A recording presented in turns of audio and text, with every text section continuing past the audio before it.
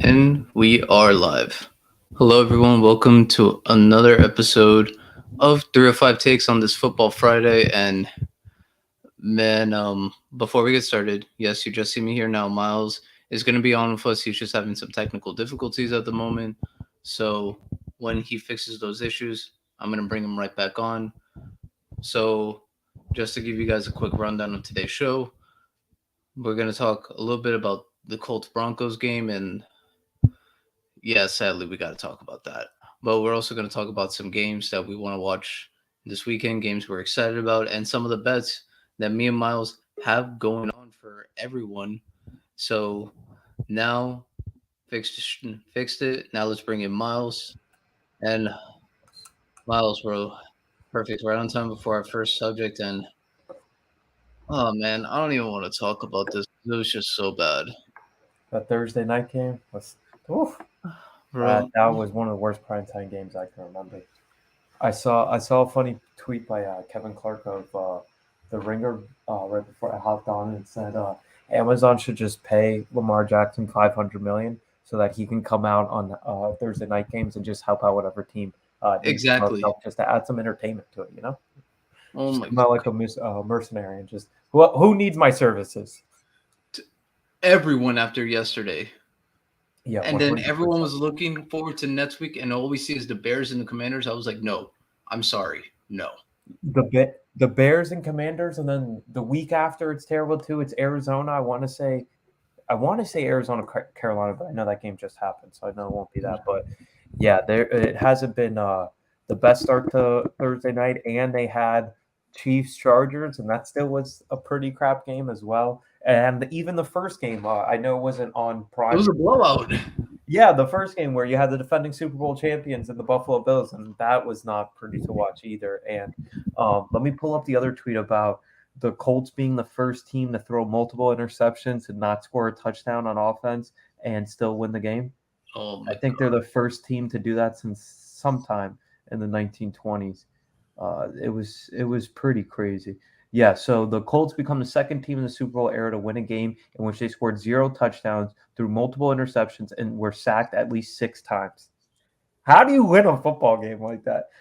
They joined the Because their quarterback 1973 Browns, was who beat the bad. Giants 12-10 as well. Oh, Dude, that's Russ is so cooked, bro. so bad. Dude, dude, I don't know how. This is how you know football players are just like a different breed. Because how are you Cortland Sutton? You stiff arm Gilmore to the ground and do he's too small, and then he gets the pick in the end zone. I don't understand how you don't just take that football and launch it in Cortland Sutton's face mask. Like, who's too little now? 2 plays later. And I would just say, like, Russ, I'm like, bro, it just looks like you're scared to get hit every time. Because every time I see him, like, in the pocket now, he's scared. Where I was like, I understand you took a lot of hits in Seattle, but you weren't this bad last year.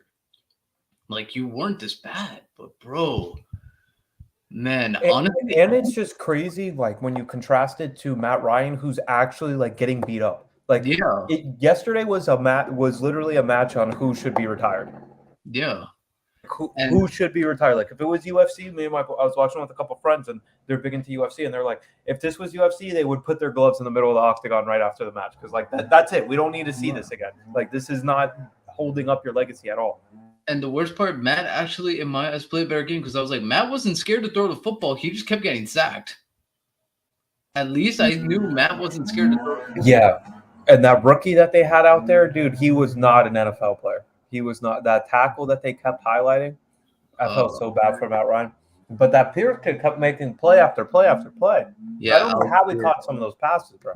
Alec Pierce. I wanted to pick him up in fantasy because I was like, oh man, this guy's gonna ball out. I've heard a lot of good things about him at Colts camp, and next thing I know, he just like nothing happened week one. It was mainly just Michael Pittman and that's it.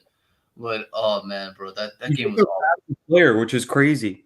Which Yeah, is crazy. I've never seen a team with such less speed than the Colts. Like they had no speed anywhere. no speed. The Like on, what Eli Hilton at this point. gosh, and I got a quick thing for Russ, bro. You were late on so many passes. Like all that, you had guys open, but you were just late. The pick, I can't understand. Like The pick that's in the end high zone. school stuff. You Yeah, had that's him. high school stuff. You had him, and as you were late, that's how it hit Gilmore right in his chest. And then, bro, and then the last play of the game, like Hamler was wide open.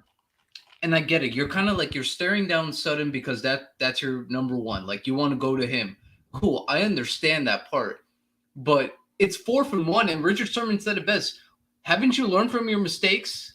Run the football. That was the best to learn from the mistakes. And Melvin Gordon was actually had a solid game running the football. He just didn't get many opportunities. So I was like, why don't you give him the ball to Gordon? And then the last part of it, man, Russ, I hate to say this, but Chad Powers was right. That punter should have got $235 million. You don't. Yeah, it's bad. Like it's bad for Russ. And I don't really see how it gets better. Like they're still in the AFC West. They already lost to the Raiders. They haven't played the Chiefs yet. They haven't played the Chargers yet. Yeah. So like how does it get better? Like how and Javante's already out for the year. He's out for the year. Yep. And they lost Bowles last week and he's already scared about the pressure. Yeah. I don't know how good, and it's a team that has talents. Surtain is that dude. Like Surtain is that dude. Their defense is great. Hamler is good. Dude, even that for the one big play they had, they needed help from the back judge taking out the cold safety, and there was 2 guys in the same spot. Like that's when you know there's no cohesion in the offense. How do you have 2 guys in the same spot? Exactly, and that's where I'm like, oh my god, man, why is this team like so bad for? The paper-wise, they are so good. Paper-wise, they're good because I listen, and I hate to do this because he's from Broward, but Jerry Judy's only good on the internet, fam. Like I get, like he's only good on the internet, fam. Yeah. I gave him the benefit of the doubt because it was the Drew Luck, Teddy Bridgewater situation, and even now he still got cooked Russ. It looks like, but yeah. Jerry Judy looks like he's only good on the internet. Yeah, Russ. I mean, bro. Man, the situations like how it turned out for that wide receiver class in 2020. You have Justin Jefferson who got Kirk Cousins, CeeDee Lamb got Dak Prescott, Jalen Reagor. Even Ruggs got Carr. Yeah, you know, he just threw away his career. I don't know who. Yeah, but Reagor, he's just bad because even now in Minnesota, he doesn't do anything but return punts. And then San Francisco got Ayuk.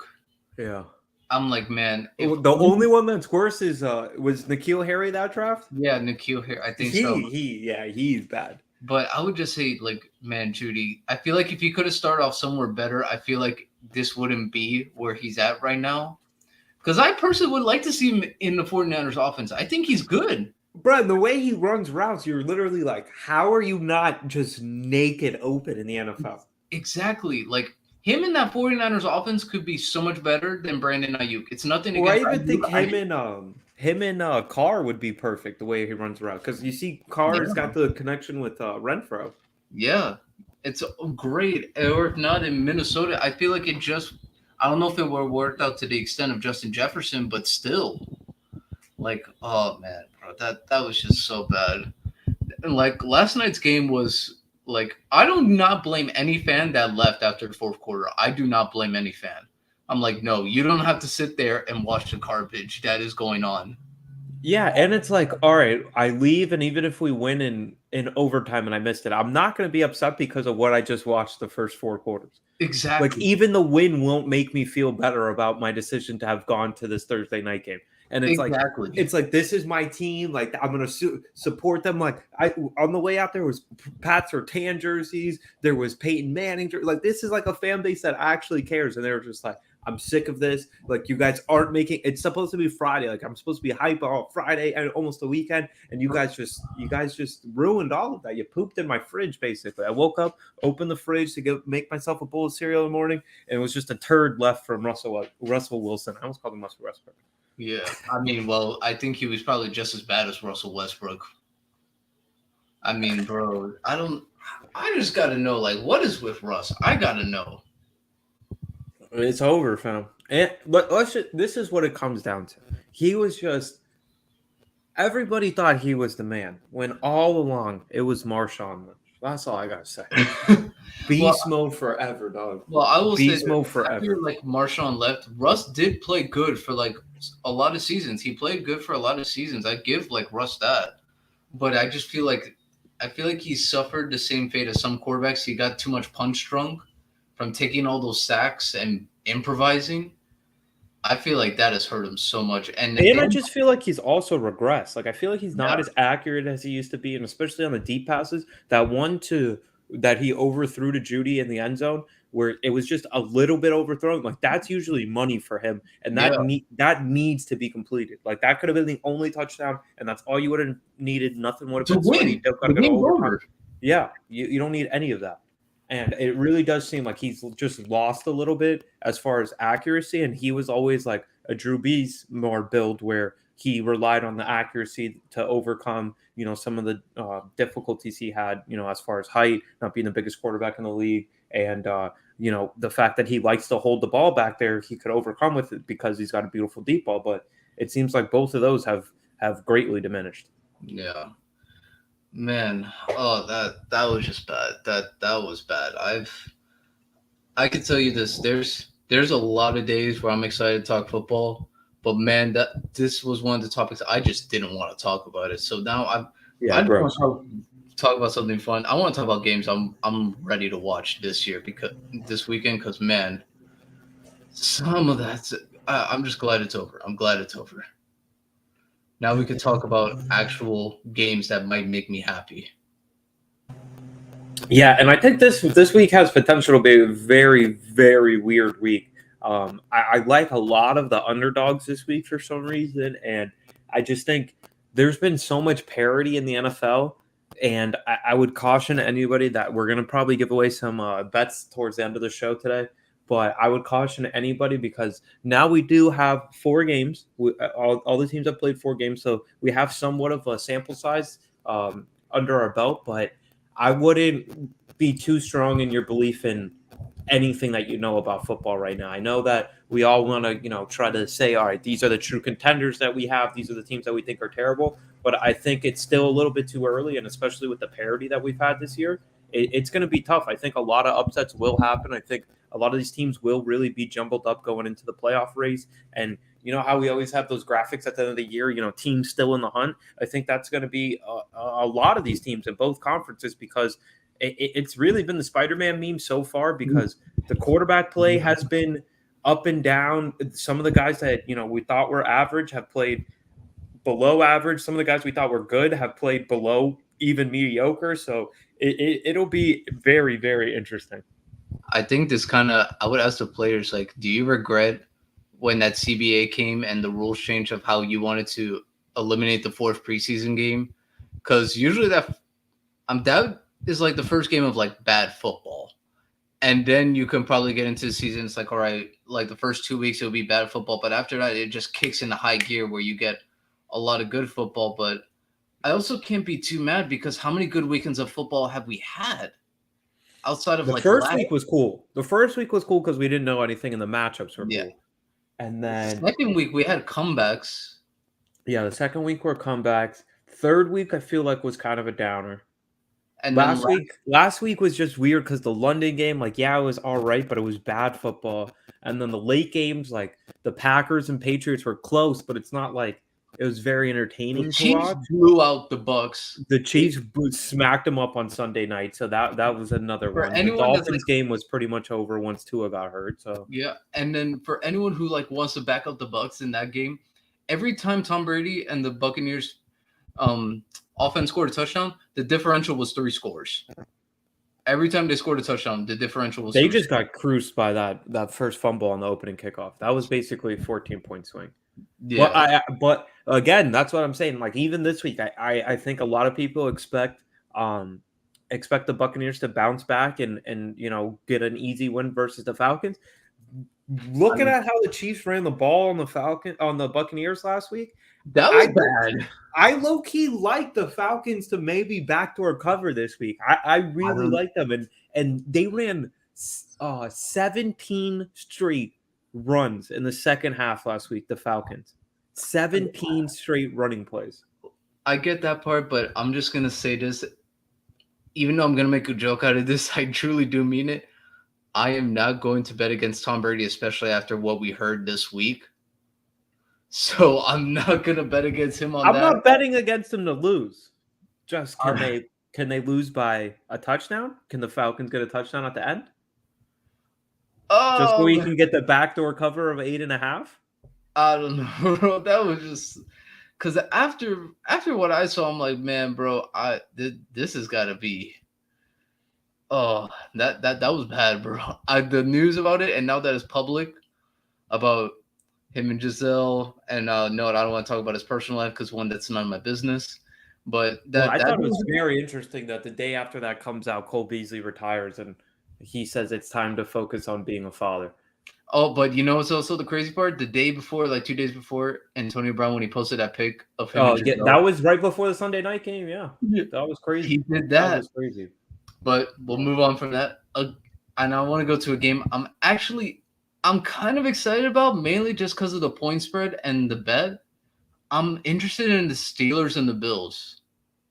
I'm interested because for anyone that doesn't know, the spread right now is Buffalo minus 14. Yeah, 2 touchdowns I got to cover. 2 touchdowns. And so, you get Kenny Pickett, first ever career start. Some magic in there. Yeah, and so I'm like, I understand the game's in Buffalo, so do I expect the Steelers to win? No, I do not. But 14 points, that's a lot of points. Maybe they can lose by 10 or maybe 7 for all we know. Yeah. The only thing that scares me is that it is in Buffalo. I wish this was in Pittsburgh because then I think it's a classic Pittsburgh cover somehow. They only had 270 yards of offense, but they recovered 2 fumbles. Minka scooped one up for a touchdown. Something. What just hurts is that TJ Watt is not playing. That hurts a lot. Yeah. TJ Watt. Edmonds is also questionable. He, I believe, had a concussion last week for the Steelers. But the Bills injury report is going to look pretty bad the rest of the year. Poyer's going to be out. Phillips is questionable with a leg injury. Edmonds, the other twin, is also out. We already know that Micah Hyde was placed on IR. McKenzie is questionable. Jay Kumaro, who's come on late for them. We saw him in that Monday night game against the Titans. He was with Gabe Davis out. He was basically the second receiver. He's out. Dawson Knox is listed as out right now. It's listed as out. I thought it was going to be a questionable. There's a pretty good chance he just flat out doesn't play. So those are all key guys that we've seen make plays for them. Yeah. So I mean, to cover 2 touchdowns that was 8 guys that I just listed off an injury report that we've all seen make plays for the Bills, and they still got to cover by 2 touchdowns. I don't hate it. I told you, listen, I love the underdogs, and I think a lot of people just get scared of betting underdogs because you're like, oh, come on. I saw the Bills blow out the Titans. I've seen them, be mocked as one of the Super Bowl winners all year. I saw them just barely lose to the Dolphins. Like, come on. Now they're playing Kenny Pickett at home. But weird stuff happens in the NFL, and 14 points is a lot of points. Exactly. And the storylines in this game, Buffalo is injured. Kenny Pickett is making his first start. Who knows how this changes the offense? And who knows, maybe this is the spark that the Steelers needed. I mean, I knew eventually Kenny Pickett was going to start, but if you gave me a prediction, I thought it was going to be after this week because I'm like, all right, they'll probably after a Buffalo game. Let Trubisky get beat up.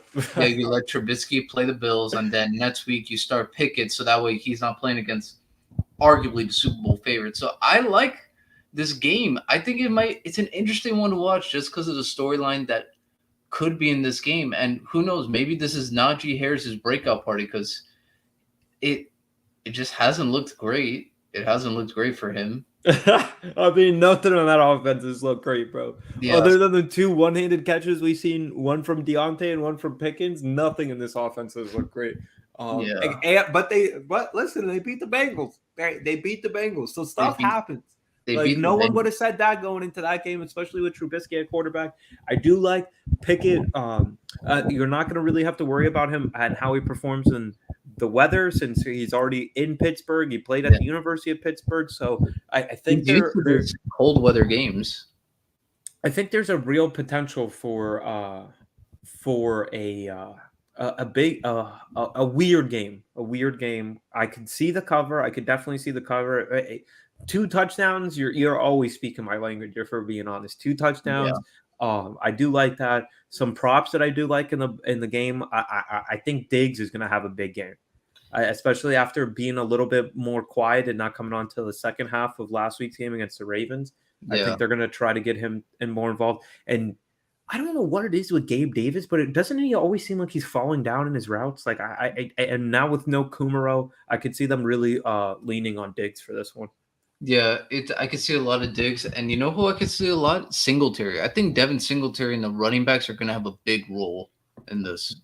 Yeah, and I mean, looking back at that, we'll see how Tomlin approaches it with this game plan, and as far as trying to contain the Bills' offense and Josh Allen specifically. And we saw with the Dolphins, they had a lot of success trying to keep everything in front of them, and Singletary benefited greatly from that. He was the leading receiver for them in that game, so I could see that. One game that I'm telling you, I'm already betting outright that I already have a bet placed on, and people are gonna be like, "What the heck are you smoking on?" I got Bears money line. Bears money line. I don't even want this 7.5 against the Vikings. I'm going to end up taking the 7.5, but I'm hoping it'll go up to 8 by the time Sunday comes around. But I think the Bears have a huge potential to just run all over this Vikings defense. Well, and they're coming back from England. The time difference, there's no bye. Cook's already banged up. Jefferson has had weird games where we just haven't seen him snap. I know that was not last week against the Vikings, but I like the Bears here. I like the Bears here. I'm all over Bears money line. I like Fields over rushing yards. I like Herbert over rushing yards. I think this has real potential for the Bears to go to 3-2. Is Montgomery out? It doesn't seem like he's going to be out, but it seems like he will be limited. Yeah, so I mean that's the thing. I mean, I will say this. On the other hand on this one. I mean, I'm gonna root for the Vikings just because we'll tell you guys in a bit later because of fantasy purposes. Myles knows I kind of teased it to him on Monday. I'm like, hey, just watch out. I'm gonna do something, but I'll explain that later in fantasy purpose. But man, I don't know, bro. I'm just gonna say this. I love it. A touchdown. If you give me more than a touchdown against Cousins, and you give me Fields in this running game that I think can have a lot of potential. I don't know, bro. That offense for the Bears is pretty bad. They're pretty bad, but they're 2-2, and the defense I think is good, and the running attack is the only thing they can really do well on offense. And I don't like this Vikings defense at all. I actually like their defensive line. I think their front four is actually a lot better than what people think it is. I don't know. I just have a hard time getting that Eagles game out of my head, and especially because they were running such a basic offense. Like, it wasn't like they were really trying to challenge them with anything in that Monday night game, and they got absolutely torched. No, I get that part, but I'm like, you still have Daniil Hunter, you have Zadarius Smith, so I'm like, you do have some guys, and they have I forgot who made Dalvin Tomlinson. Dalvin Tomlinson, I like him. I like him a lot, especially against the run. So I mean, we'll see. I mean, I don't know, 7.5. I love it. If you take a 7.5, I'll take that. I'm taking Bears straight up to win. I love it. I love it. I think they have the same record leaving this game, and we're like, what is going on in the NFC North? Oh my gosh, that would be pretty crazy. I love it. I love the underdogs this week. I think it'll be a fascinating week. That is a good game because it is division rivals, and division rivals always play each other. It's always weird games. So we got a couple this week. We got Dolphins Jets, and Dolphins going to the Jets with Teddy Bridgewater as the starting quarterback. I like the Commanders to finally. I mean, they already have one victory against the Jaguars, but I like the Commanders over the Titans. I think Derrick Henry's going to go crazy in that game, just because he's literally their best offensive skill player that they have, and they finally have just gone full. Hey, we're going to need you to carry this offense if we're going to do absolutely anything. Yep, and I love it happens like 2 weeks after I trade him. I was like, oh, okay, this is great. Yeah, that's a little tough. That's a little bit tough. But I faced him last week and I came out with a victory, so I will take it to my bank that it did not bite me in the butt. Yeah, can't be too mad at it. Yeah, another game I actually am curious to watch. I know people might find this one a little weird. I'm actually kind of excited to watch that Giants-Packers one. I actually kind of like it. If Daniel Jones can play, I actually want to see how this Packers defense could stop the run game of the Giants, because Well, and just Daniel Jones in general, because I mean, the Bears almost backdoor covered the Packers on that Sunday night game in week 2, and even with Zappy in there, they still could not do anything with New England's running game. So like, I don't know. I know they have good players on defense, but they have yet to be able to show the ability to take away the thing you do best. Yeah. And the Giants, all they can do is run. They don't have receivers. Like they have this one dude named Richie James. They just don't have the quarterback that can make the throw. No, I don't think they got any receivers, bro. Galladay is awful. Shepard got hurt in one of the weirdest injuries I've ever seen. Yeah, just Richie James. So I literally bet and watch college football all the time. I've never heard of a guy named Richie James before. They have Tony. They just don't play him. They just don't. He can't play on the field for some reason. So I really don't know what they do on offense other than just say Saquon and Daniel just an inconsistent receiver. He can make plays, but he's also like known to like fumble it. Yeah. So their passing game is, I would say, pretty much close to non-existent as you can get in the NFL. It's them and the Bears, which are very similar. And we saw the Bears almost cover this game. And I find it very curious that this spread is only 7.5, considering the Giants can't really do anything. The Packers are supposed to be one of the favorites. And the Giants, they actually have a solid defense. I won't say they're good, but I do like with what they have. Whit Martindale has been able to do a very good job defensively, is like in scheme wise. And so he's going to bring a lot have guys that can get after the quarterback. I can see something going to like maybe Rodgers, a couple of like exotic blitzes that kind of make him, to make a quick pass, and who knows, maybe one of the guys in the secondary, or Tay Crowder, who's actually been having a very solid year for the Giants. And the Giants are 3-1 against the spread this year. Packers are 2-2. And did you know that this is the first time we've sent 2 teams over to London to play, and they're both over 500? How crazy! Wow.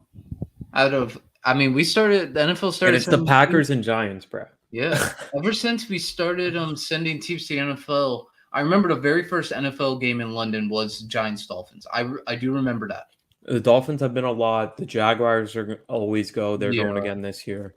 I think the Dolphins beat the Raiders one time. A few London trips. The Saints too. Yeah, they were just there last week. Yeah, I can remember a couple games with them, but yeah, I think that one has the potential for weird stuff to happen.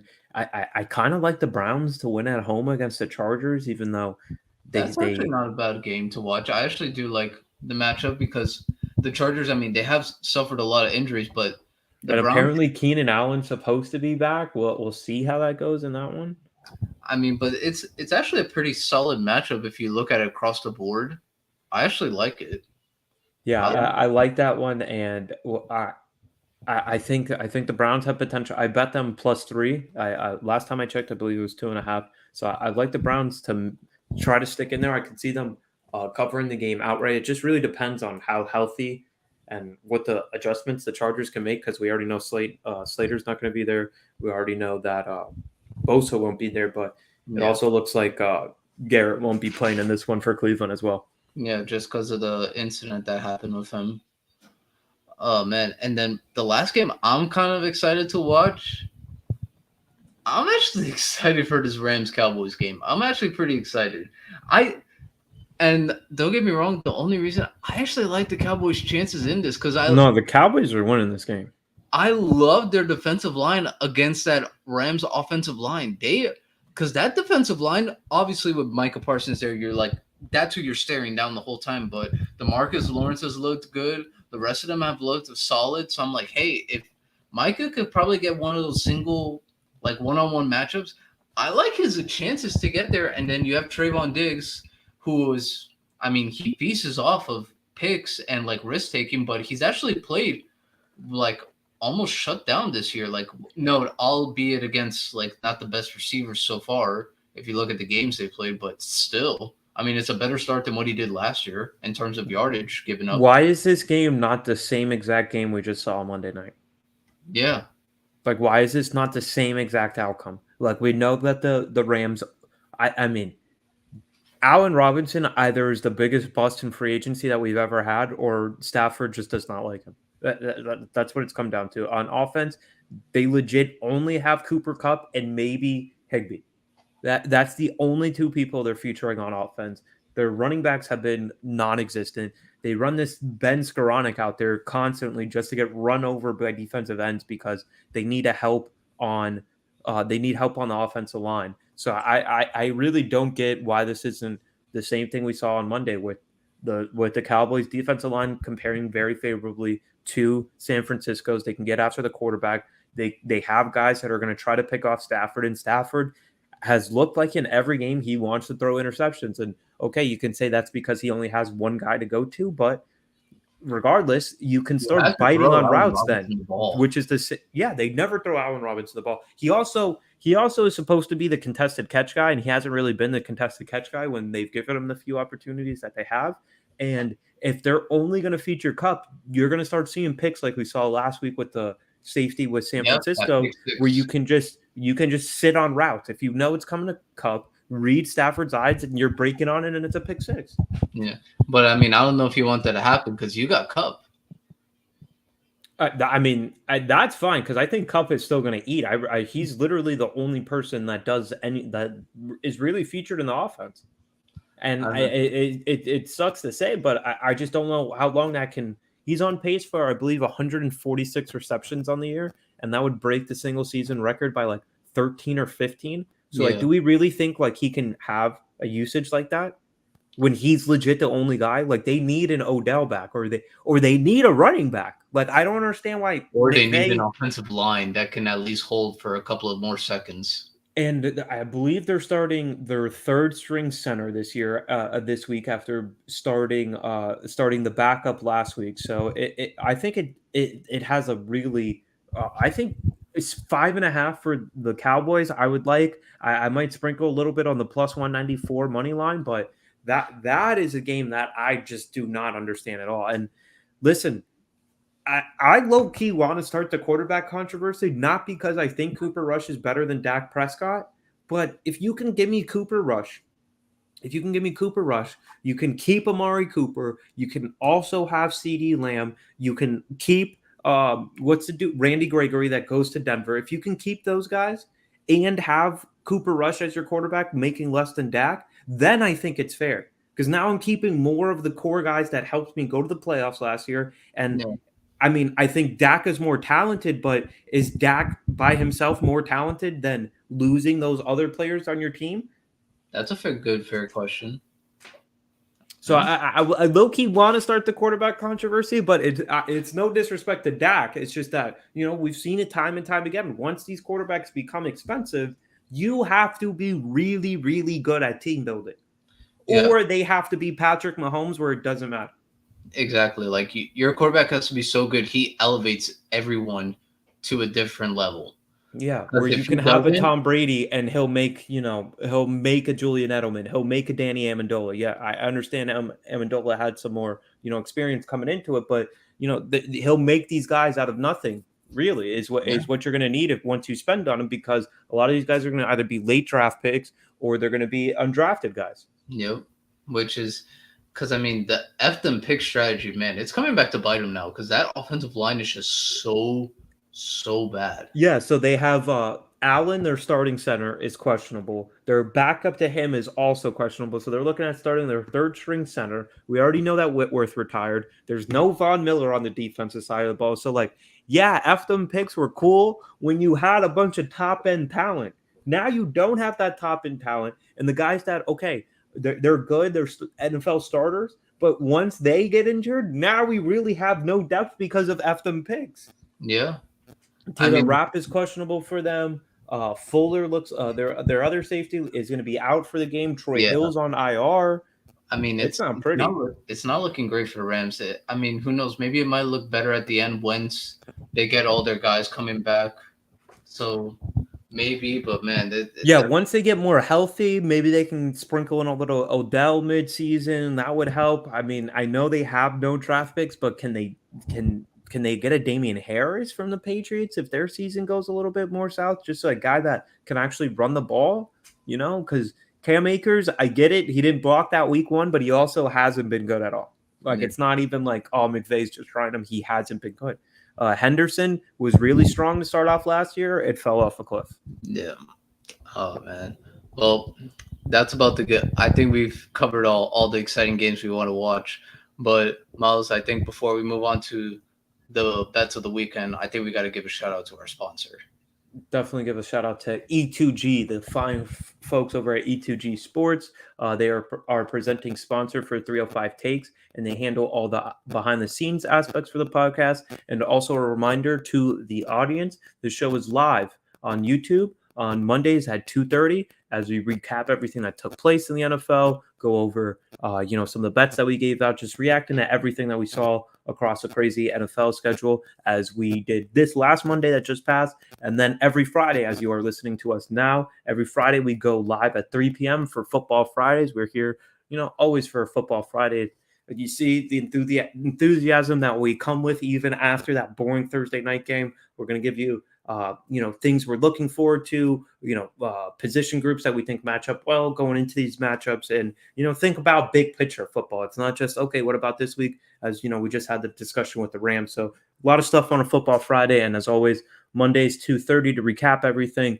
Shout out to E2G for holding it down for 305 Takes. Appreciate you guys holding everything down as far as the behind the scenes stuff.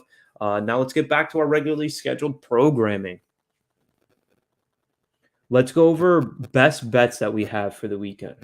Do you have anything that you're already looking at? Maybe some stuff that you have pulled up? Let me pull up my site. I have a lot of stuff out this weekend.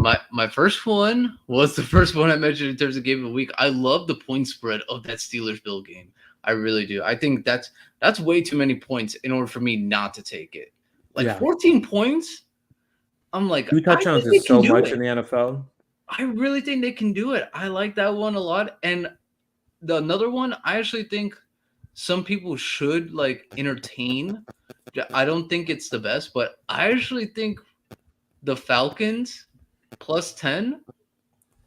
It's a 10-point spread between them. I'm like, maybe considering the way the Bucs have looked, it might not be the best bet, but also with the Falcons that I think they just could maybe be able to run the ball. If they just don't do anything stupid, which is usually what happens in Bucs Falcons games where you get pick sixes on screens and stuff like that. If they don't do anything, and they can run the ball and just keep it at a comfortable, distance and deficit, and you could be looking at stuff that's really good. Anything else you have? Let me look at it. I'm also looking into the one that I do like is Eagles first half against the Cardinals. Oh, Eagles first half? What's that one? I believe it was -3 for the first half. Okay, that's not bad. Because I just don't want to bet the full game, because even though I think the Eagles win, I just know Kyler's going to be doing some dumb stuff with the score just out of distance, and they might backdoor cover, so I don't want that. Yeah, it's +3 or -3 Eagles first half. I don't know. I mean, considering the way the Eagles have looked this year, they get such a lead, but after that, they just can't score. That's why I'm taking it just first half. Just cover first half. We'll see you later. Don't have to worry about the rest of the game. I mean, another bet I do like. I actually like the under in the Giants-Packers game. I like the under. I'm not a big fan of offenses. It's 42 right now. You got a 42? I got 41 on mine. 41 I would stay away from. 42 is a good number. I would grab on 42. At 42, I'm like, hey, anyone, I think you could probably get away with going in the under, because the Giants, honestly, I don't think the Giants can score 20. I really don't. It's the second lowest over-under that there is. You want to guess the first one? Oh, man. 49ers at Panthers is 39.5 on my book. 39.5? 39.5. I just don't think I think there's a real chance that the Panthers don't score at all. I mean, if they couldn't block JJ Watt. Oh no, yep, same. 39.5. Yeah, that's insane. There's a real chance that the Panthers do not score a touchdown in the game. I mean, considering after what I saw yesterday, could I see maybe a game like that happen? I mean, not in terms of 49ers side, but for the Panthers. Just 110%. Yeah. I could see that. I mean, 110%. I could also see the same thing for the Giants, because I'm like, if you try to pass the ball, I don't think you get anywhere. But if you run the ball, I feel like you can get somewhere. I mean, last week they still won that game with Daniel Jones and Tyrod Taylor getting hurt and just running wildcat with Saquon. Exactly. So I'm like, all right. And if anyone is not like they're too much, if they're not sure about the points, no, about the over or under, try the points. I mean, the Packers they're an 8-point favorite right now. I feel like you can get away with that. I feel like maybe the Giants like lose by 4 or a touchdown. So, I mean, I think 8 is a good margin. I think it's a good margin. Yeah, I like that one. So I got a bunch out. So I'll start off just with what we got out for today. I have this is different sport, but I got Mariners first game. Little MLB playoffs. That's going on. That's about to happen. 4 like o'clock. Half an hour. Yeah. So for any of the listeners, if you want to jump on that with me, I got Nebraska later today. A little college football Friday. I got Nebraska first half only because they play Rutgers. And I believe the team that faces Ohio State the following week, they are 24-0 against the spread in the first half. So I took Rutgers. I took Nebraska, who's facing Rutgers that just played Ohio State. I also have the over in the Houston-Memphis game, 57.5, if anybody wants to follow that. And then for NFL, I took Browns +3. Already took that one. Doesn't seem like it's on the board anymore. It looks like 2.5.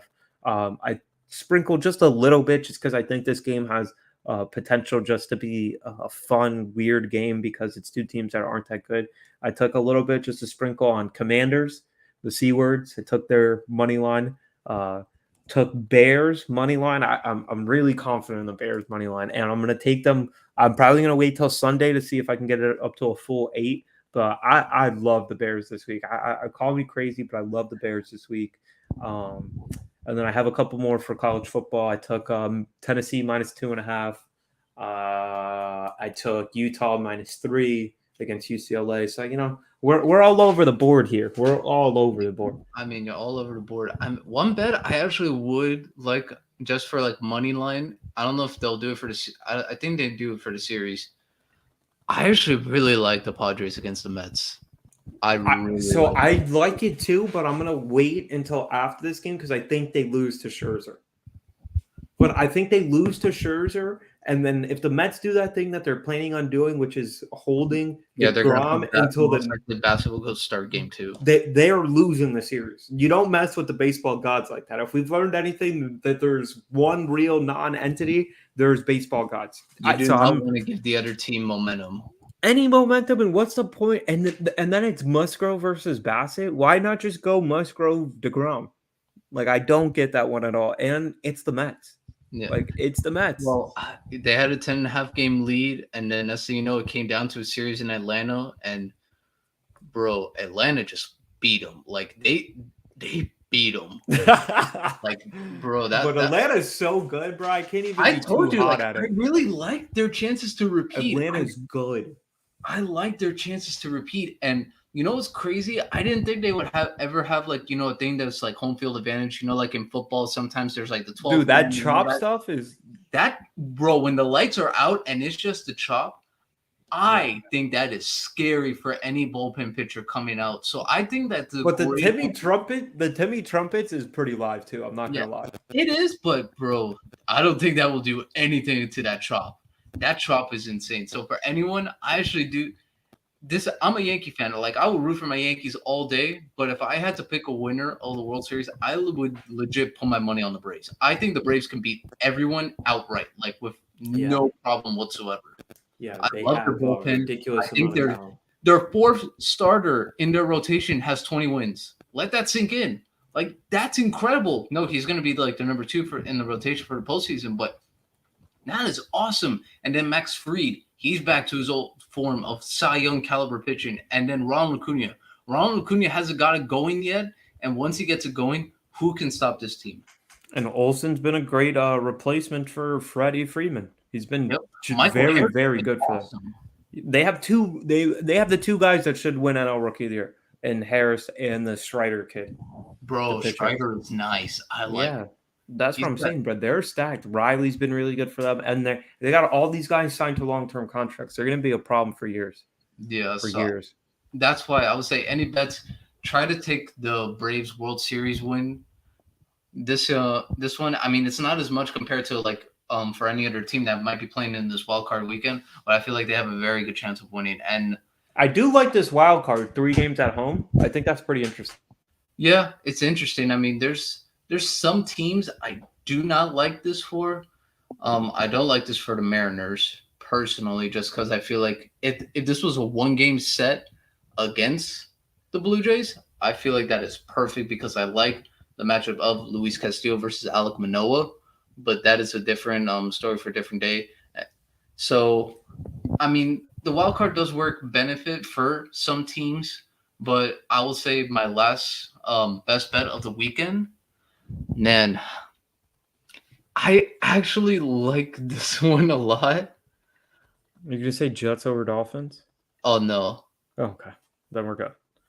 I thought that was for sure. I actually like the Baltimore Bengals game. Okay. What do you like in it though? I don't like either teams, but I do like a lot of the props. I mean Baltimore minus 3.5. I actually think that is favorable considering. Oh, you like Baltimore? Oh well, I mean just a 3.5. I think that is good considering the way Baltimore's been playing all their games this year. It is very close. It's always come down to a field goal. So I feel like if you can probably snag the points, I feel like that is very good considering whoever you want to win. I feel like that is good. Or, I mean, I actually like the Lions. I do. Ooh, that the only thing I'm scared there is that they absolutely cannot stop the rush. Yeah. And it's like, what else are the Patriots going to do at this point other than run the ball? But bro, I like the over in that one. I think the over has a lot. I like it too because considering the way the Lions can score. And yeah, that's what I'm saying. I think that there's going to be a lot of up and down play. And if it's Zappy and it's Goff going against the Belichick defense, I like because you're going to get plus juice on this. I like anytime defensive touchdown. Yep. A defensive touchdown I could definitely see happen in the game. I mean, the Patriots got a pick 6 off against Rodgers last week, and now they're facing Goff. Every game the Lions have been in this year, it's high scoring. One, because they can score the ball, but they also can't stop anyone from scoring. Anyone. Their offense has looked really good, but yeah, their defense, I mean, Rashard Penny had a game against them. Yeah. So I would tell anyone I like the Lions in that the bet I would take mostly the over just because I feel like the Lions, they can score, but they also can't stop anyone from scoring. But that'll be an interesting one. I actually do want to have a screen on that one because I do kind of want to see Zappy. I'm very intrigued by the story of Zappy, and I do think a lot of points can be scored there. And I will be smashing Ramondre Stevens over rushing yards props in that game. Oh man, but I feel like that is good for bets of the week. And now we're gonna go into a little bit of update because we have some time. We're gonna give you guys a fantasy football update. So the last time we guys talked to you, me and Myles were I won my game barely. Myles, you won your game by like what, 2 points? I think it ended up being 4 that I ended up winning by, but I needed an absolute game from Cooper Kupp, and I got it. And it wasn't even. I had it was Cooper Kupp for me, and I was going up against Dom. He had the 49ers defense, and they made it a fight. It wasn't like they were going to go get that game because he had because I'm playing Alex and he has the 49ers defense this week, so I'm kind of scared on that one. Yeah, so I needed an absolute gem of a game from Cooper Kupp, and I got it. So I was able to maintain standing in this league as me, you, and Alex are tied at 3-1 for first place in the East. And then stupid West, man. Only one team 3-1. Come on, brothers. It's like opposite of the NBA. Well, it's like opposite. Well, I'll read the full standings for everyone. Okay, so obviously you heard Myles. Me, him, and Alex are 3-1. Pete is also at 3-1, but he's on a different division. Yeah, he's in the West. Yeah, doesn't count. But you know what's crazy, everyone? I want everyone to hear this. Points 4, so that means points scored. What Myles said, me, him, and Alex are the 3 highest scoring teams. What? Not in points. Oh yeah, no, in points 4. In points 4, you're in third. You're right behind me. And then in 4th place is the only team that's 0-4. Yeah. Moises, man, I'm sorry, bro, but he's just running to bad luck. Yeah, that's literally all it is because he has the highest points 4 in his entire division, the West side, and he's in last place. Points against, he has the most points scored against him. And then this is where I kind of want to by 73 points. Yeah. Like, that's a whole team, basically. Like, that's a whole nother week of points being scored against him. Yeah. So I do feel bad. Moises has scored 547 points, and then the amount of points scored against him, 673 points. And then in second place is 600 points against. Yeah. And then everyone, you know who's had the least amount of points scored against them?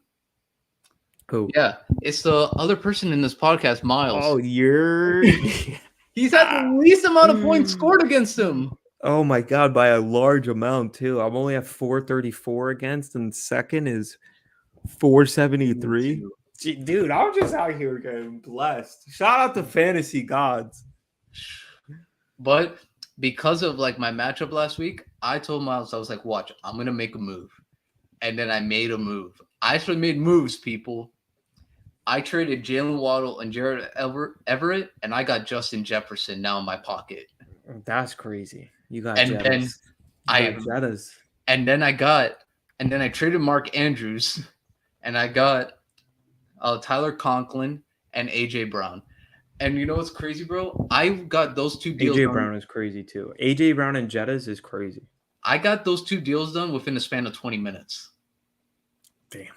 On Monday, like I texted Ryan, I was like, bro, like, are you sure there's like anything I can't do for Jefferson?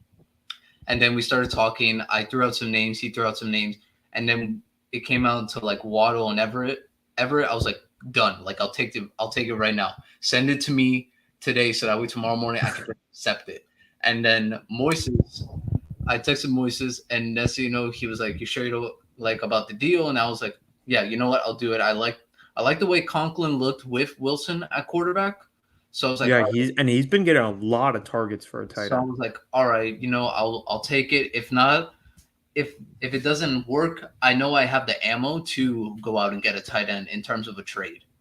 Yeah, I have the ammo. So yeah. I know Jettas and AJ Brown is disgusting. Like that last year for a little bit in one of my other leagues, I had Debo and Cup, but I ended up trading Debo. But like that is crazy. Now the only bad part about this, but don't I have Tyreek Hill and Cup? What am I even talking about? Yeah, but the only thing I don't like about the trades now that I looked at it, I have so many guys on the same team. I have Lamar, Baltimore, Miles Sanders, Philadelphia, Dalvin Cook, Minnesota, Jefferson, Minnesota, AJ Brown, Philly. Then it's Conklin, Mike Evans, Cowboys defense, Tucker, and the Dallas punter. So I have a lot of guys on the same team. So that's what kind of makes me scared for when it comes for that bye week.